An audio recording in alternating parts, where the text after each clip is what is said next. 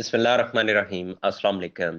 यहाँ ये topic discuss करना है कि अगर कोई शख्स वरासत में अपने हिस्से का तकाजा नहीं करता तो क्या उसका हिस्सा ख़त्म हो जाता है।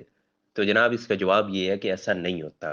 बेसिकली सवाल ये पूछा गया कि एक शख्स फोत हुआ है, उसकी बेवा मौजूद है और उसकी औलाद मौजूद है, और एट द सेम टाइम उसके वालदैन भी अभी जिंदा हैं। अब वालदैन का हिस्सा होता है क्योंकि 1/6 वालदा का, 1/6 वालद का। तो ये पूछा गया कि अगर वो वालदैन अपना हिस्सा नहीं मांगते इस मरने वाले के मकान में से, और मरने वाले के मकान में उसकी औलाद और बेवा रह रहे हैं, तो क्या वालदैन का हिस्सा बाकी रहेगा या नहीं रहेगा। तो जनाब 100% उनका जो 1/6 बनता है वो उन्हीं का है, और जब भी इंतकाल वरासत दर्ज होना है उसमें वालदैन का हिस्सा डिटरमिन किया जाएगा और वो उनको मिलेगा।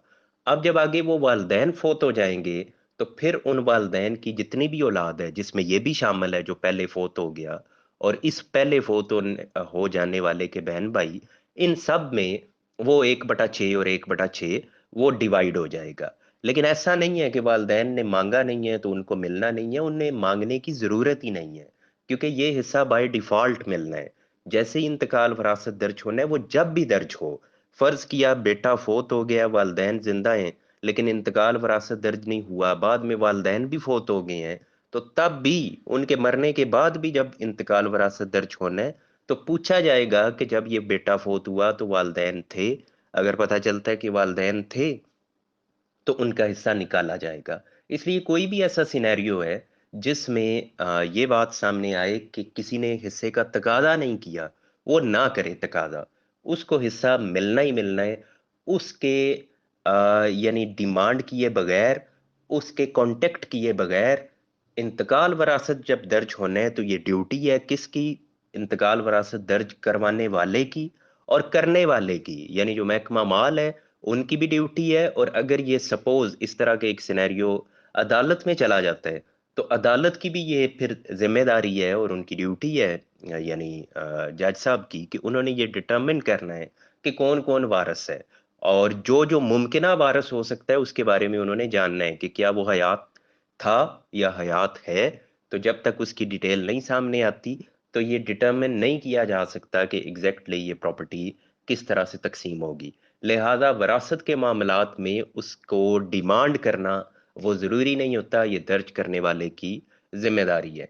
अब इसमें एक और पॉइंट मैं थोड़ा सा इसमें कर दूं कि एक होता है कि वालदैन को हिस्सा जाने लगे और वालदैन कहते हैं हम नहीं लेते। अब ये थोड़ा सा डिफरेंट हो गया। यानी एक तो ये है कि उनको मिलना ही मिलना है, वो तो उनके मांगे बगैर उनको मिलना है, और एक है कि उनको मिल रहा है, वो कहते हैं हम नहीं लेते, हम अपना हिस्सा सरेंडर करते हैं, हम दस्तबरदार होते हैं अपने हिस्से से। किसके हक में? अपने उन पोतों के हक में, यानी हमारा बेटा फोत हो गया तो बेटे की जो औलाद है उसको ये हिस्सा दे दिया जाए। इसी तरह बहनें दस्तबरदार होती हैं कि हम भाइयों के हक में दस्तबरदार होते हैं। लेकिन इसमें ये वादे कर दूं, ये सिर्फ कह देना काफी नहीं होता, इसके लिए आपको प्रैक्टिकली करना पड़ता है। उसमें ये है कि आपको हिस्सा मिले, आप आगे उनको मुंतकिल कर दें, या दस्तबरदारी डीड तैयार होती है। जिस तरह बैनामा होता है, हिब्बानामा होता है, इसी तरह रिलिंक्विशमेंट इंग्लिश में से कहते हैं, यानी आप अपने हिस्से से दस्तबरदार हो जाती हैं। लेकिन उसको भी अब डिस्करेज किया जा रहा है। अब तो मेरा ख्याल है शायद वो होती भी नहीं है, और अगर होती है तो मैंने कभी इस तरह की डीड तैयार नहीं करवाई। लेकिन कानून में बहरहाल इसका जिक्र इस अंदाज से मौजूद है, लेकिन उसमें कंडीशंस हैं।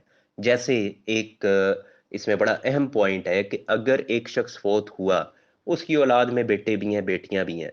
अब पहले ये होता था कि वो जो बेटियां हैं वो कह देती थी हम नहीं हिस्सा लेती, हमारे भाइयों को हिस्सा दे दिया जाए, यानी वो दस्तबरदार हो जाती थी अपने हिस्से में से। इसमें फिर बाकायदा कानून में लिख दिया गया, एक टाइम उसमें सेट किया गया। अब पता नहीं 40 दिन है, मैं एग्जैक्ट अब वो मेरे जहन में नहीं है, 40 दिन है या 90 दिन है, इस तरह का टाइम मेंशन किया गया कि एक बंदा फोत हुआ है तो उसकी औलाद में जो बेटियां हैं वो 40 दिन तक इस तरह की दस्तबरदारी नहीं कह सकती कि हम अपने भाइयों के हक में दस्तबरदार होती हैं। उनका 40 दिन के बाद वो ये ऐसा कर सकती हैं।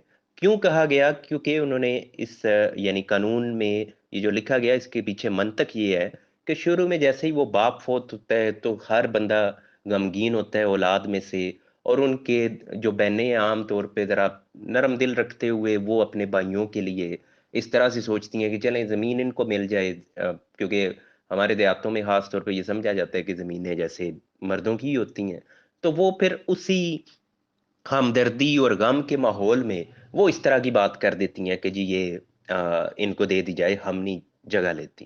تو اس پہ پھر یہ قانون لکھ دیا گیا کہ اتنے دن تو آپ نے نہیں کرنا، اس کے بعد کیونکہ وہ غم پھر اس طرح سے نہیں رہتا، معاملات بدل جاتے ہیں، پھر ذرا بندہ ایک غور و فکر کر کے ہوش و حواس میں ایک فیصلہ کرنے کی پوزیشن میں ہوتا ہے، تو پھر یہ قانون میں لکھ دیا گیا کہ اگر اس میں دستبرداری کی جائے گی تو وہ ویلڈ نہیں ہے، یعنی شروع کے ان دنوں میں۔ ہاں بعد میں اگر کوئی کہتا ہے میں نہیں اپنا حصہ لیتا، میں بھائی کو دیتا ہوں، تو وہ پھر ایسا کر سکتی ہے، یعنی خواتین کی بات ہو رہی ہے۔